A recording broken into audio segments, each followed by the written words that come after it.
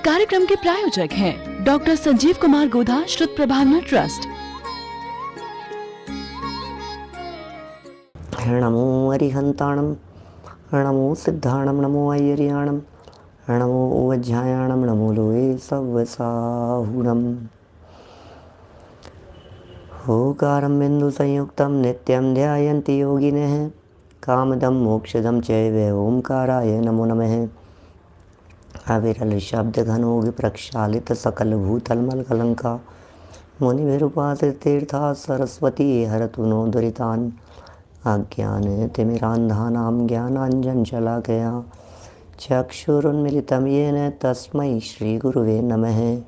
श्री परम गुरुवे नमः। परम्पराचार्य गुरुवे नमः। सकल कलुष विध्वंसकं श्रेयसां परिवर्धकं धर्म संबंधकं भव्य जीव मन प्रतिबोधकारकं पुण्य प्रकाशकं पाप प्रणाशकमिदं शास्त्रं श्री संयम प्रकाश नामधेयम्। अस्य मूल ग्रंथ कर्तारे श्री सर्वज्ञ देवास तदुत्तर ग्रंथ कर्तारे श्री गणधर देवा प्रतिगणधर देवास तेषां वचनानुसारमासाद्य आचार्य श्री कुंदकुंदामनाय आचार्य सूर्यसागरेण विरचितं श्रोतारः सावधानतया शृण्वन्तु। मंगलम भगवान वीरो मंगलम गौतमो गणी, मंगलम कुंद कुंदाद्यो जैन धर्मोस्तु मंगलम। सर्वमंगल मांगल्यम सर्वकल्याणकारिकं प्रधानं सर्वधर्माणां जैनं जयतु शासनम। जैनं जयतु शासनम, जैनं जयतु शासनम। संयम प्रकाश नाम का ये ग्रंथ है और श्रावकों के 6 आवश्यकों की चर्चा चल रही थी। 6 आवश्यकों के अंतर्गत हम यहाँ पहुँच गए हैं आज अंतिम आवश्यक की तरफ, जिसका नाम है दान। बहुत महत्व है दान का भी। दान देय मन हर्ष विशेखे, दान देना अपने आप में एक बहुत बड़ी उपलब्धि है। अभी देखिए, मुझे मालूम है हमारे बहुत सारे आत्मार्थी ये भी सोच सकते हैं कि लो अब दान देने को भी उपलब्धि कहने लगे कि नहीं भाई साहब, श्रावक के जीवन में इन्हें आवश्यक कह करके पुकारा गया है। जिनेंद्र देव की पूजा, गुरुओं की उपासना, स्वाध्याय, संयम, तप और दान ये अनिवार्य कर्तव्य हैं प्रत्येक श्रावक के जीवन में करने योग्य। दान देने से परिणामों में निर्मलता आती है, दान देने से परिणाम उज्जवल होते हैं, दान देने से भावनाएं बनती है, दान देने से हृदय की पवित्रता होती है, दान देने से निर्लोभी वृत्ति होती है, लोभ की वृत्ति का शमन होता है, लोभ को जीतने की भावना होती है। दान देना बहुत उत्तम कार्य है दान। और दानम चेति गृहस्थानाम षट्कर्माणि दिने दिने, दान भी श्रावक के आवश्यकों में, प्रतिदिन करने योग्य आवश्यकों में से एक आवश्यक है। माने रोज़ाना दान देना चाहिए श्रावक को। कितना दान देना चाहिए? भले रोज़ दो, नहीं तो महीने में दो, लेकिन देना तो ज़रूरी है दान।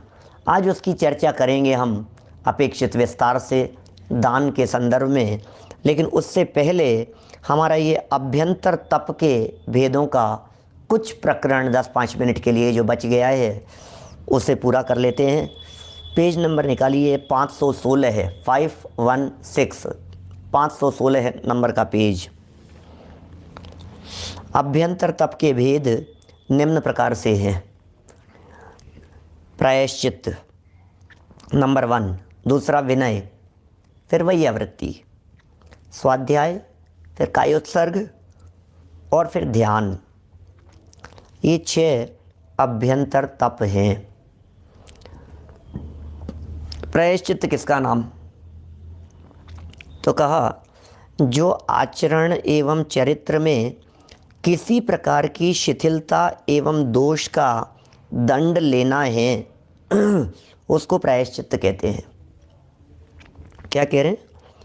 जो आचरण एवं चरित्र में, आचरण में, चरित्र में, दोनों में किसी भी प्रकार की शिथिलता और दोष लग गया हो उसका दंड लेना। हमने जो चारित्र पालन किया उस चारित्र में भी दोष लग सकता है, चारित्र भी कह सकते हैं, चरित्र भी कह सकते हैं। आचरण भी कह सकते हैं, प्रवृत्ति भी कह सकते हैं। हमने जो संकल्प लिए थे उन संकल्पों की भी बात कही जा सकती है। शिथिलता आना, उसमें दोष जो लग गए हों उनके लिए स्वयं ही दंड ले लेना, किसी गुरु के निर्देशन में दंड ले लेना, स्वयं दंड ले लेना, दंड लेकर के उसके लिए सोचना कि भविष्य में इस प्रकार की गलती नहीं होगी, उसको प्रायश्चित कहते हैं। वास्तव में दंड विधान इसीलिए है, हमने जो दंड दिया है या दंड स्वीकार किया है उसके पीछे सबसे बड़ा हेतु ही एकमात्र यह है कि हम रिपीट नहीं, मतलब हम उस गलती को रिपीट नहीं करना चाहते हैं, ये है उद्देश्य। तो सज़ा ले लो आप, और ऐसी सज़ा होनी चाहिए जिस सज़ा के बाद वो प्रवृत्ति, वो कार्य दोबारा करते समय रूह कांप जाए कि नहीं, अब नहीं कर सकता हूँ मैं। क्या एक बार यदि गलती कर दी और उस गलती के फल में बच्चे को खींच के चांटा मार दिया, यहाँ ये लिहाज मत करना कि ये बच्चा है, छोटा बच्चा है, नहीं, पहली बार में ऐसी डांट लगाई, पहली बार में ऐसा चांटा मारा कि बच्चा अगली बार कभी वो गलती करने के पहले 100 बार सोचेगा कि ये गलती करने योग्य नहीं है। बच्चे के लिए तो कह दिया साहब, अपने लिए क्या करें, अपने आप को इस तरह की सज़ा दीजिए, अपने आप को इस तरह की सज़ा दीजिए जिससे कभी गलती रिपीट नहीं हो, जिससे गलती कभी दोहराई न जाए। ये प्रायश्चित विधान की बात है, बहुत महत्वपूर्ण है। अंतरंग तप कह करके पुकारा इसे। ये तपस्याएँ हैं, माने पूर्व में किए गए दोषों की निवृत्ति भी है और वर्तमान में नए दोष नहीं करेंगे ऐसी भावना भी है। इसका नाम प्रायश्चित है। प्रायश्चित क्या गजब की चीज़ है ये प्रायश्चित, बहुत ज़बरदस्त चीज़ है प्रायश्चित। प्रायश्चित से ये व्यक्ति पाप से डरता है, प्रायश्चित करने से ये व्यक्ति पाप नहीं करता, प्रायश्चित करने से ये व्यक्ति सत मार्ग पर लगता है, सन्मार्ग पर लगता है। इसका चित्त गलत और खोटे कार्यों की तरफ प्रवृत्त नहीं होता। लीजिए प्रायश्चित। त्याग में, व्रत में जहाँ दोष लग गया हो, दंड लेना, कैसे शब्द दिए हैं इन्होंने, ये महाराज की खुद की लिखी हुई पंक्तियाँ हैं, ये कोई किसी रेफरेंस से नहीं लिखा है इन्होंने, ये लिखे हैं शिथिलता एवं दोष का दंड लेना, दंड देना नहीं। आज तक तो दंड के बारे में यही सुना होगा, दंड देना। भाई साहब इनको दंड दिया हमने, इनको दंड दे रहे, दंड देना है। अरे दंड नहीं, दूसरे को देने की बात नहीं है, यहाँ तो लेने की चर्चा चल रही है, स्वयं लेने की चर्चा चल रही है। ओहो क्या बात कहें भाई साहब, कितनी कितनी गजब की बात यहाँ कह रहे हैं। बोलो, दंड लेने के लिए कह रहे हैं, दंड लो, स्वयं दंड लीजिए। देखिए फिर क्या कहा, प्रायश्चित हो गया, उसको प्रायश्चित कहते हैं। विनय की तरफ बढ़ते हैं, पूरा करेंगे इसको फटाफट। विनय, अपने से गुण में, अपने से गुण में, तप में, दीक्षा में, आयु में, ज्ञान में एवं व्रत में जो अधिक हो उसका आदर सत्कार करना, उच्चासनादि देना है, वह विनय तप है। ओह क्या कह रहे हैं, अपने से जो गुणवान हैं, तपस्वी हैं, किसका नाम है भाई साहब, विनय नाम का तप। अपने से दीक्षा में बड़े हैं, विनय तो क्योंकि सबके लिए ही है ना ये तप, तो मनराजों के जीवन में भी हो सकते हैं। अपने से गुण में बड़े हों, तप में बड़े हों, दीक्षा आदि के अंदर बड़े हुए हों, पहले जिन्होंने दीक्षा ली हो, आयु में ज़्यादा हो, ज्ञान जिनका विशेष हो, किसी भी फील्ड में जहाँ वे आपसे बड़े महसूस होते हैं, जहाँ आपको ऐसा लगता है कि हमसे महान हैं, श्रेष्ठ हैं, तो उनसे व्रत अधिक में अधिक हो आदर सत्कार कीजिए, उच्चासन पर बैठाइए, उनके प्रति विनय कीजिए। ये विनय नाम का तप है भाई साहब। अपने गुरुजनों के लिए, अपने लिए जो सम्माननीय हैं, अपने से जो पूज्य हैं, अपने से जो ज्ञानवान हैं, उनके प्रति हृदय में बहुमान का भाव होना चाहिए। ये बहुमान का भाव होना ही ये विनय है। ये तप अंदर से होती है विनय, बाहर में थोड़ी ना होता है। देखा देखी विनय थोड़ी ना होती है। किसी के दिखाने के लिए विनय नहीं होती, विनय का प्रदर्शन नहीं होता। विनय अंदर से है, विनय तप है, ये धर्म है। विनय विनय का भाव जब अंदर में होता है तो फिर वो नहीं होता, अभिमान नहीं होता, घमंड नहीं होता, है ना। तो ये सभी की बात ले ली इन्होंने। यहाँ इन्होंने आयु भी तो लिया है ना जितेंद्र जी भाई साहब, इन्होंने आयु भी तो लिया है यहाँ पर। आयु का मतलब क्या है? आयु का मतलब यही है कि जो आपसे उम्र में बड़े हों, सभी लौकिक पारलौकिक दृष्टि से, क्योंकि इन्होंने गुण में तप, दीक्षा और ज्ञान और व्रत, इनमें जो अधिक हैं वे तो धार्मिक दृष्टि से हो गए, और उम्र में जो बड़े हैं ये लौकिक दृष्टि से हो गए, है ना। तो करी विनय बहुगुण बड़े जन की, ज्ञान का पावे उधा। और कैसे की जाती है विनय, उसके बारे में भी इन्होंने यहाँ बतला दिया। उस विनय को करने के लिए उनका आदर सत्कार कीजिए। आदर होना चाहिए, सत्कार होना चाहिए, उच्च आसन आदि दिया जाना चाहिए, उनके आते ही खड़े हो जाना चाहिए। हमसे सम्माननीय व्यक्ति आए हैं, एकदम आते ही सभा खड़ी हो जाती है। भाई साहब क्या बात कर रहे हैं आप, सभा में बैठे हुए लोग खड़े हो जाते हैं। माने यही तो है विनय। गुरुओं के आते ही, वीतरागी संत आए हो मान लीजिए आपके दरवाजे पर, तो आप बैठे रहेंगे? ऐसा कैसे हो सकता है? खड़े हो जाएंगे। हमारे गुरुजन हैं, सम्माननीय हैं, बिल्कुल जैसे समझ लीजिए आप दादा आ गए, एकदम आते ही आप खड़े हो जाइए। घर में और एकांत में तब तो खड़े होना ही है। मैं तो यहाँ सभा की भी बात करता हूँ, पूरी सभा खड़ी हो जाती है सम्मान में। ऐसा होता है विनय। आदर सत्कार करना, उच्चासन देना, उनके लिए खड़े हो जाना, अपनी सीट खाली कर देना, जगह छोड़ देना उनके लिए कि नहीं पहले आप। कहीं चल रहे हो, कहीं गमन कर रहे हो, कहीं अंदर छोटे से गेट से अंदर जाना हो तो पहले आप, बढ़ रहे हो तो पहले आप, बैठना हो तो पहले आप बोले। ये सब विनय के अंतर्गत आता है। ये किस तरह की विनय? जिनवाणी विराजमान हो रही है, अब जिनवाणी विराजमान हो रही है, हम बैठे हुए हैं, ऐसा कैसे होगा? नहीं, पहले जिनवाणी विराजमान हो रही है, खड़े हो जाइए। जिनवाणी अभी वो नहीं हुई है, अंत में क्या विहार नहीं हुआ है जिनवाणी का, हम कैसे बैठे जा सकते हैं वहाँ से उसे छोड़ करके? जिनवाणी के सामने विनय होगी। जिनवाणी विराजमान हो चुकी है, हम 2 मिनट लेट आए हैं, अष्टांग नमस्कार करके जिनवाणी सुनने के लिए बैठते हैं। जिनवाणी सुनने के लिए जब आकर के बैठते ही विनय है, जिनवाणी की विनय है। ये सब चीज़ों की, देव की विनय। आप मुनिराज हैं, मुनिराजों के संग में यदि आप चल रहे हैं, समझ लीजिए श्री जी का विहार हो रहा है, जिन प्रतिमा लेकर के कोई जा रहे हैं, आपके पास से जा रहे हैं, आप चप्पल पहन करके नहीं चलेंगे उनके साथ में, ये विनय है उनकी। हमारे जिनेंद्र देव हैं, 3 लोक के नाथ हैं, हम उनके सामने चप्पल पहन करके कैसे जा सकते हैं? हम चप्पल साइड में खोल देंगे, हमारे बगल से निकल रहे हैं, हम चप्पल साइड में खोल देंगे। बहुत विनय भाव से, विनम्रता से वहाँ खड़े होना, ये विनय है भाई साहब। ये सिखा रहे हैं यहाँ पर। ये तप है, ये भी कोई साधारण काम नहीं है, इसे भी उत्कृष्ट कह करके पुकारा है। चलिए 2 हो गए। प्रायश्चित दंड लेने के संदर्भ में भी मैंने बहुत कह दिया आपसे, और विनय के संदर्भ में भी मैंने बहुत गंभीर बात आपसे कह दी है। और एक बात समझ लीजिएगा, यहाँ तो इन्होंने कह दिया कि भाई आदर सत्कार उच्चासन देना, लेकिन एक बात होती है, जहाँ श्रद्धा होती है वहाँ विनय अपने आप होता है।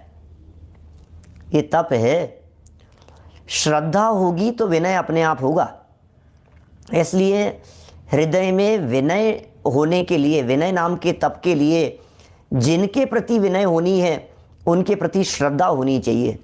देखिए पर विनय, अभी स्वभाव विनय की भी चर्चा कर सकते हैं अपन। करी विनय बहुगुण, बहुगुण अनंत गुण वाला तो अंदर में आत्म तत्व बैठा हुआ है, वो भी तो बहुगुण है, उसकी विनय तो की नहीं। पर की विनय में निज की विराधना हो रही है, उसकी भी तो खबर नहीं है। राजीव जी साहब आगरा वाले, पर की विनय में अपने स्वभाव की निरंतर विराधना हो रही है, उसका भी तो विचार विवेक होना चाहिए।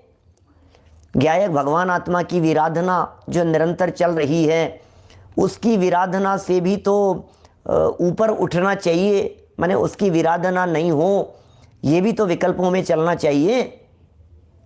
जो हर क्षण कर रहे हैं उस गायक की विराधना, वो भी अनंत गुण संपन्न है, अनंत गुणों से युक्त हैं, उसकी भी विनय होनी चाहिए। माने गायक की विराधना नहीं होगी, प्रभु परमात्मा की विराधना नहीं होगी।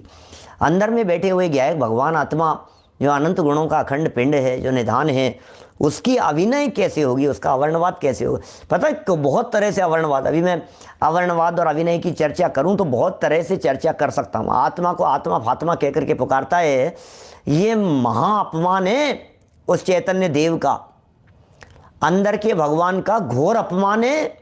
सन्मति जी साहब कोलारस से,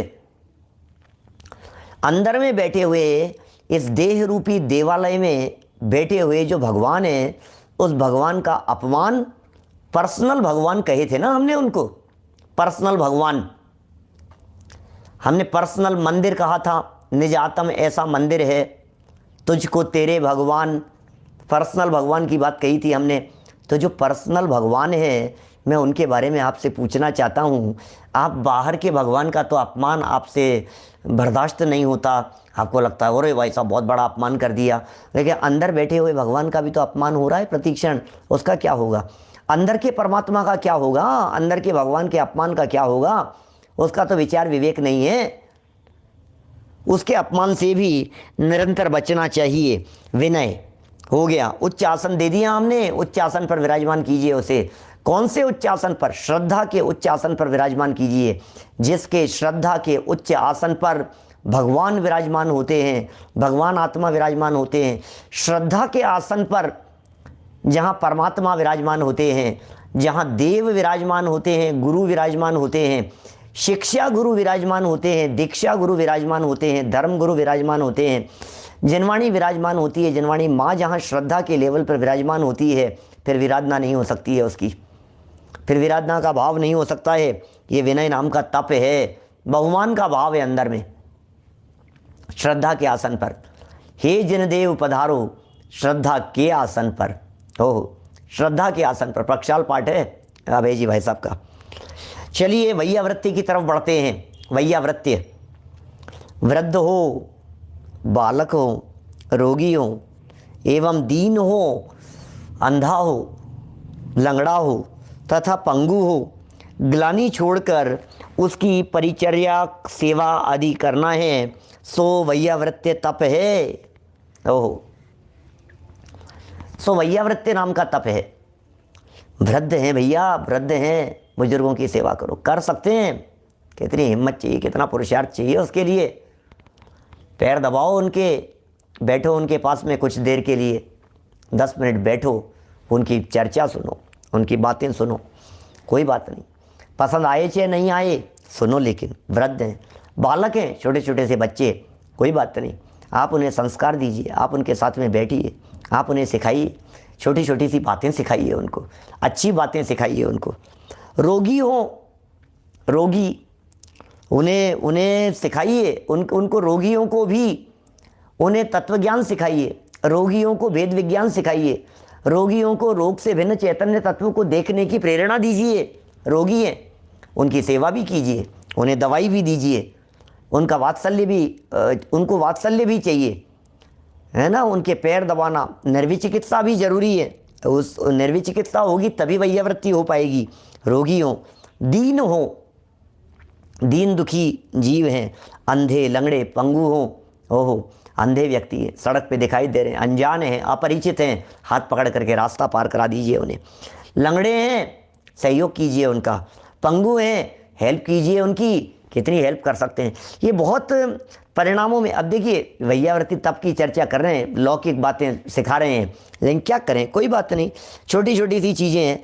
ग्लानि छोड़कर उसकी परिचर्चा, चर्या, सेवा आदि करना, सो वैयावृत्य नाम का तप है।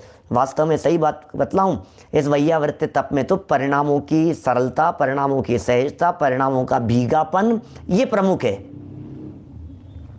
क्या लुहाड़िया जी, इनमें परिणामों का भीगापन प्रमुख है।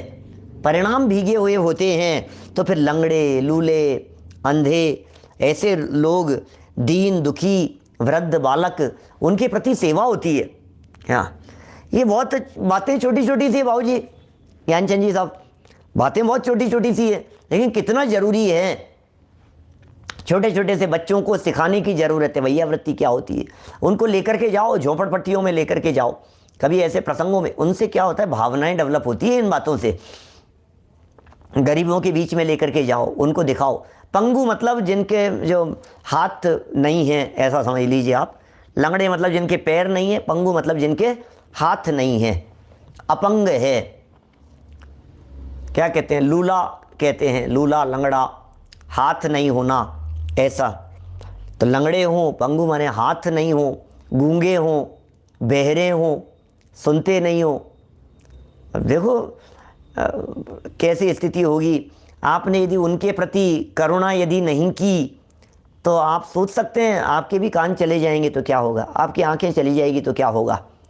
परिस्थितियां तो सबकी एक जैसी नहीं होती है ना सदा काल, कभी भी किसी की भी परिस्थिति कैसी भी बदल सकती है। इसलिए अब चूंकि ये प्रकरण तो तप का है, इसलिए मुनिराज विशेषकर हैं, फिर उसके बाद में पंचम गुणस्थानवर्ती हैं, फिर उसके बाद में श्रावक हैं, फिर उसके बाद में सम्यक दृष्टि, फिर सम्यक दृष्टि से नीचे उतर करके फिर विद्वान, फिर उससे नीचे उतरते उतरते फिर सकल जगत के जीव, सब जीवों के ऊपर ये बातें लागू होनी चाहिए। देखिए फिर कह रहे हैं और आगे बढ़ो जरा, ग्लानि छोड़ करके, क्योंकि ग्लानि होगी तो वैयावृत्ति नहीं होगी, और वैयावृत्ति होगी तो ग्लानि नहीं हो सकती है। वैयावृत्ति तभी तो कर पाएगा। आपको बदबू आ रही है, मैं तो बैठ नहीं सकता, इनके पास में बैठ नहीं सकता, मैं तो सड़ रहा है, अरे मैं तो कैसे बैठूंगा, अरे नहीं भाई कोई बात नहीं, सड़ रहा होगा, हमारा भी शरीर सड़ सकता है। 3 दिन बाद में हमारा शरीर सड़ने लग जाएगा तो क्या होगा, अंग गलने लग जाते हैं, हाथ पांव गलने लग जाते हैं, स्थिति बिगड़ जाती है, चेहरा बिगड़ जाता है। भाई साहब क्या बात कर रहे हो आप, ठीक है। फिर परिचर्या सेवा आदि करना, ये वैयावृत्ति नाम का तप है। स्वाध्याय की तरफ आ जाइए। स्वाध्याय किसका नाम है, जिन शास्त्रों से स्वयं अर्थात आत्मा का अध्याय अर्थात अध्ययन एवं ज्ञान हो। वाह, बोलो। जिन शास्त्रों से स्वयं अर्थात आत्मा का, जिन शास्त्रों से स्वयं अर्थात आत्मा का अध्याय, अध्याय माने अध्ययन हो, बोले जिनसे आत्मा का अध्ययन हो एवं ज्ञान हो, ऐसे समीचीन पदार्थों के दर्शाने वाले शुद्ध निर्दोष शास्त्रों का अध्ययन कराना एवं उनकी शिक्षा पर ध्यान रखना, यहाँ जहाँ तक बने आत्मधर्म में शिथिलता न आने देने का नाम स्वाध्याय तप है। ओह, आत्मधर्म में शिथिलता नहीं आने पाए, धर्म में शिथिलता नहीं होने पाए, आत्मधर्म में शिथिलता नहीं हो पाए भाई। निर्दोष रीति से समीचीन पदार्थों को कहने वाले शास्त्रों को पढ़ो और पढ़ाओ, अपने आत्मा को बतलाने वाले शास्त्रों को पढ़ो पढ़ाओ, इसका नाम स्वाध्याय है। हम किसे स्वाध्याय समझ रहे हैं, किस चीज़ का नाम स्वाध्याय? किसी भी किताब के पढ़ने का नाम स्वाध्याय नहीं है, किसी भी ग्रंथ के पढ़ने का नाम स्वाध्याय नहीं है। समीचीन माने सच्चे, समीचीन माने वास्तविक, रियल फैक्ट्स बतलाने वाले ऐसे ग्रंथों का नाम है समीचीन। समीचीन पदार्थ, सच्चे वस्तु के सच्चे स्वरूप को बतलाने वाले, समीचीन माने सच्चे पदार्थों को दिखाने वाले शुद्ध निर्दोष शास्त्र। निर्दोष शास्त्र होने चाहिए जिसमें हिंसा का पोषण नहीं हो, जिसमें राग का पोषण नहीं हो, जिसमें भोगों का पोषण नहीं हो, जिसमें भोगों से विरक्ति की चर्चा हो, उनका पोषण होना चाहिए। ऐसे निर्दोष शास्त्रों का अध्ययन करना, ऐसे निर्दोष शास्त्रों का अध्ययन कराना एवं उनकी शिक्षा पर ध्यान रखना। ओह, ध्यान रखो, जहाँ तक बन सके करो भैया, खूब पढ़ो पढ़ाओ, इसमें लगे रहो। आत्मधर्म में शिथिलता न आने देना, इसमें शिथिलता नहीं आने पाए। इस कार्यक्रम के प्रायोजक हैं डॉक्टर संजीव कुमार गोधा, श्रुत प्रभावना ट्रस्ट।